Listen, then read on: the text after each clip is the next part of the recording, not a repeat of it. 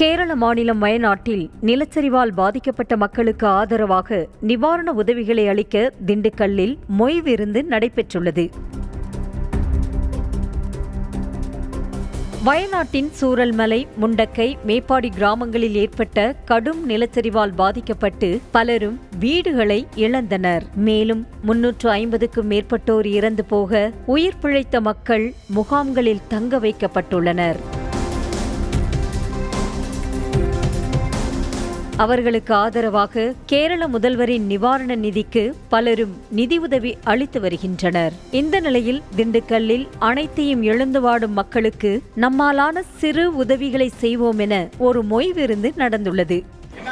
ஒரு பாதிக்கப்பட்ட மக்களுக்காக இவ்வளவு தூரம் நம்ம ஊரே திரண்டு வந்து அவங்களுக்கு எப்படியாவது வகையில உதவி செய்யணும்னு பண்ணிட்டு ரொம்ப சந்தோஷமா இருக்கு. இது சுய விருந்துன்னு சொல்லுவாங்க இதுக்கு பேரு அந்த காலத்துல. அதுதான் இப்ப நம்ம முன்னெடுத்திருக்கோம். அதில் பிரியாணி உணவை சாப்பிட்டு முடித்தவர்கள் அந்த இலைக்கு கீழாகவே 1000, 500 ரூபாய் என பணத்தை வைத்து சென்றனர்.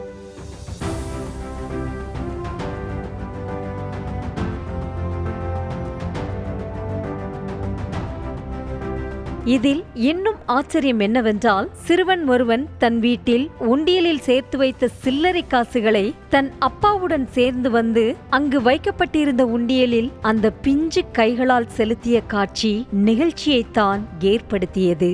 வயநாட்டுல சமீபத்துல ஏற்பட்ட ஒரு பேரழிவுல ஏகப்பட்ட மக்கள் இழந்துட்டாங்க. அந்த மக்களுக்கு நம்ம ஆறுதல்ங்கிறது சொல்ல முடியாட்டாலும் ஏதோ ஒரு வகையில நம்ம உதவியா இருக்கலாம். முன்னோர்கள் சுய விருந்து அப்படின்னு சொல்லி இந்த மொய் விருந்தை ஏற்கனவே பண்ணியிருக்காங்க. அது நாளடைவுல மறக்கடிக்கப்பட்டுச்சு. அந்த சுய விருந்துங்கிறது அவங்க சாப்பிட்டதுக்கு அப்புறம் இலைக்கடியில வச்சுட்டு போயிடுவாங்க. வயிறார சாப்பாடு போடுவாங்க.